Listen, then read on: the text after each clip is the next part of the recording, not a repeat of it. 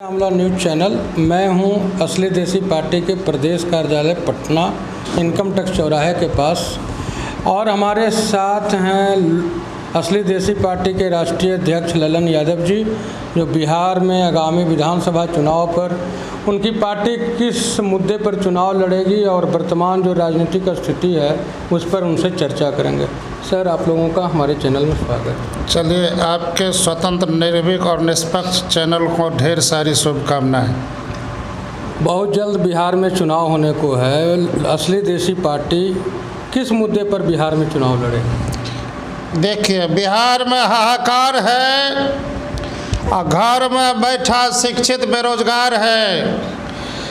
अत्याचार, जुल्म, भ्रष्टाचार से त्राहिम यह बिहार अब नए प्रकार का विकल्प चाहता है और अपराधियों से मुक्ति चाहता है।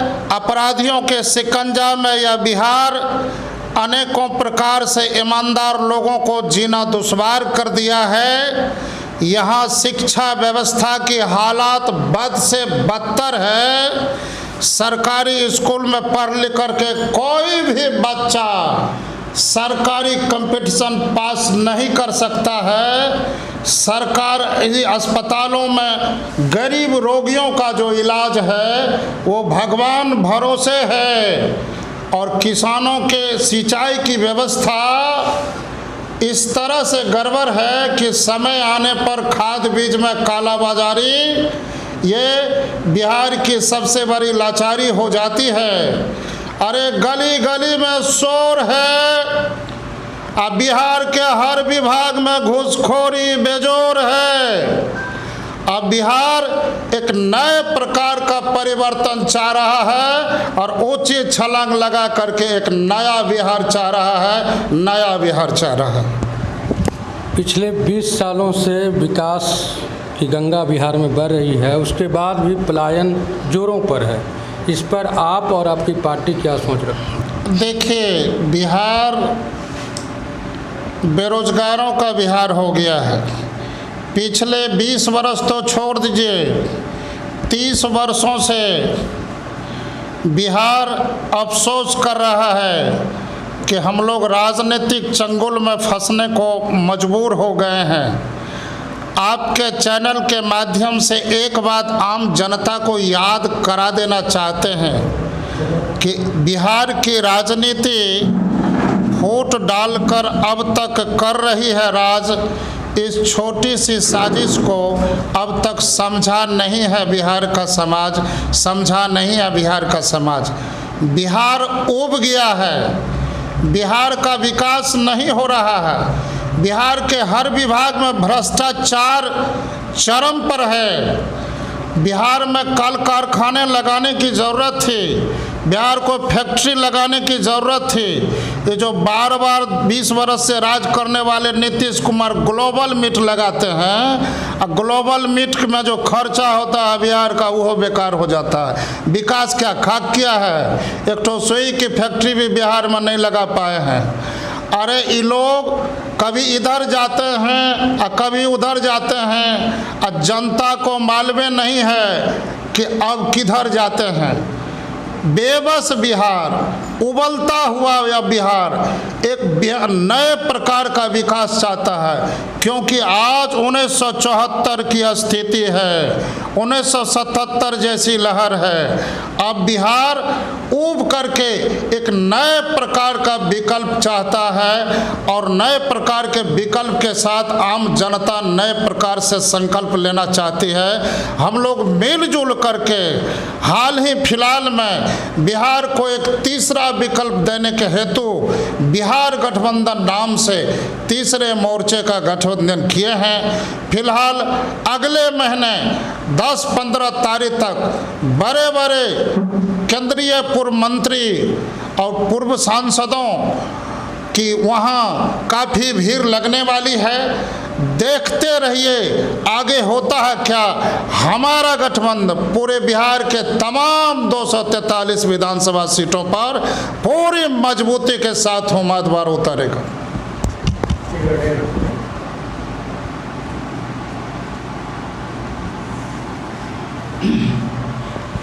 बिहार में जो जातीय जनगणना हुआ उससे बिहार के लोगों को जो गरीबी में, अशिक्षा में, भूखे जीने को मजबूर हैं, लाचार हैं, विवश है, उससे क्या लाभ होगा?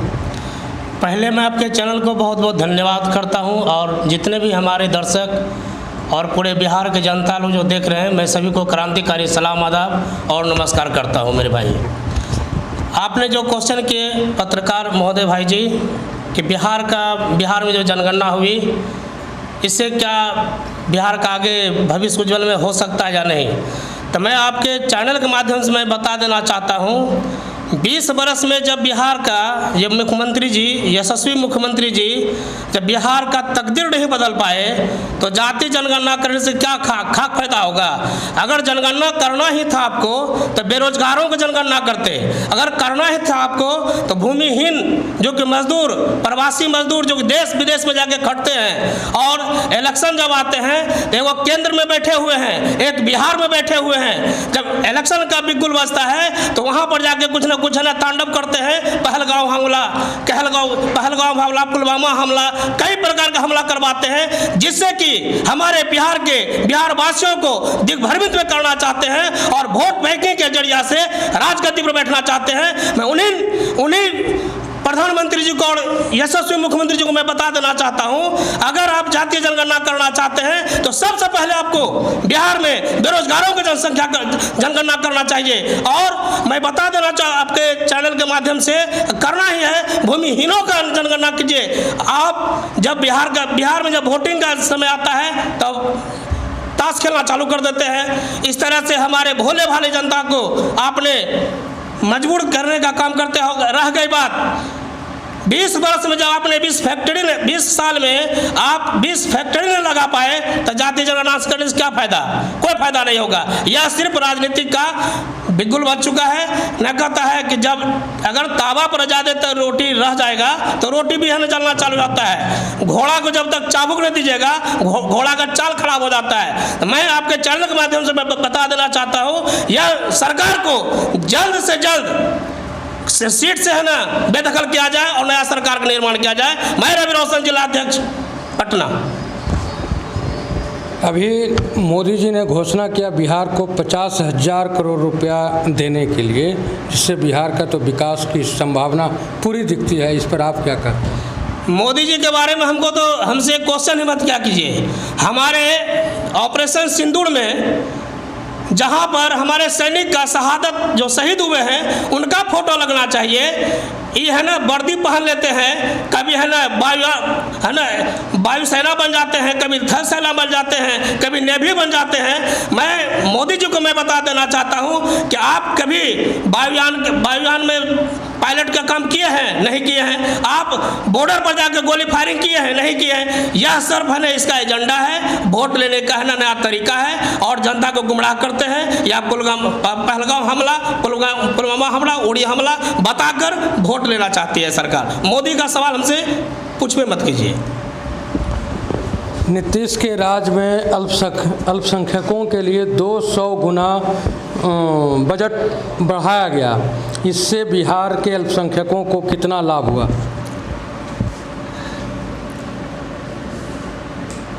देश में मुसलमानों को जो है हम देख रहे हैं कि जब भी चुनाव आता है तो बहुत से वादे किए जाते हैं लेकिन उसको पटल पर लाया नहीं जाता।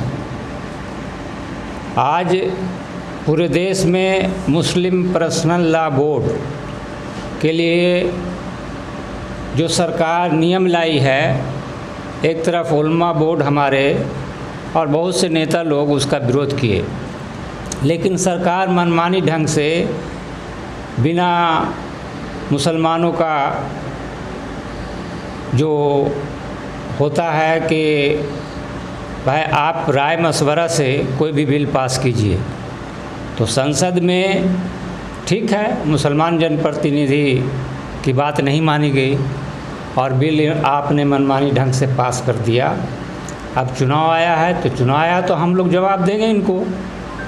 उलमा बोर्ड भी जो है बहुत जल्द पटना में हम लोग के साथ जो है एक मीटिंग होगी और हम लोग जवाब देंगे उनको। भारत के प्रधानमंत्री ने कहा था कि मैं अल्पसंख्यकों को एक हाथ में कुरान और एक हाथ में लैपटॉप देने की व्यवस्था कर रहा हूं। क्या यह मुद्दा ज़मीन पर उतार जा सके? देखिए, कुरान का जहाँ तक सवाल है वो क्या हमको देंगे। कुरान तो हमारा एक धार्मिक किताब है और कुरान हर घर में है। हमारे समाज का कोई एक ऐसा घर नहीं जहाँ कुरान नहीं है। वो क्या हमको देंगे कुरान? जहाँ तक कुरान के एजुकेशन की बात है, तालीम की बात है, तो हमारा अदारा है, मदरसा है जो पूरे ऑल इंडिया में है। लेकिन हम तो समझेंगे कि अगर हमारे अदारा के उलमा को वो अगर तनख्वाह दे दें, जैसे अन्य राज्यों में तनख्वाह है, बंगाल में है, आपको आंध्र प्रदेश में है, तो इस तरह से उलमा बोर्ड की बात करते हैं, लेकिन उसको आप एक ऐसी बात करते हैं जो आप दे भी नहीं सकते।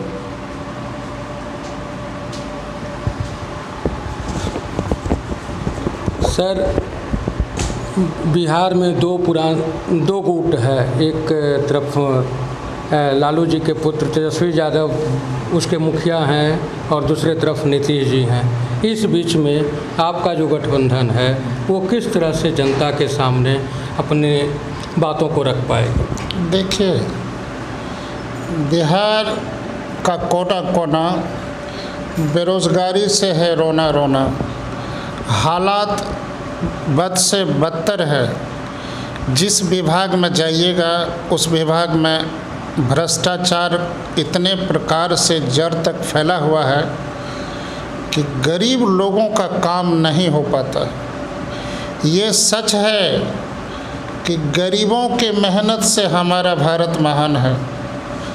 हम तो आपके चैनल के माध्यम से याद करा देना चाहेंगे कि जब तक समाज के पंचायत का फैसला ईमानदार लोग, वफादार लोग और युवा लोग नहीं करेंगे, तब तक समाज का पंचायत का फैसला दूध का दूध और पानी का पानी नहीं हो सकेगा।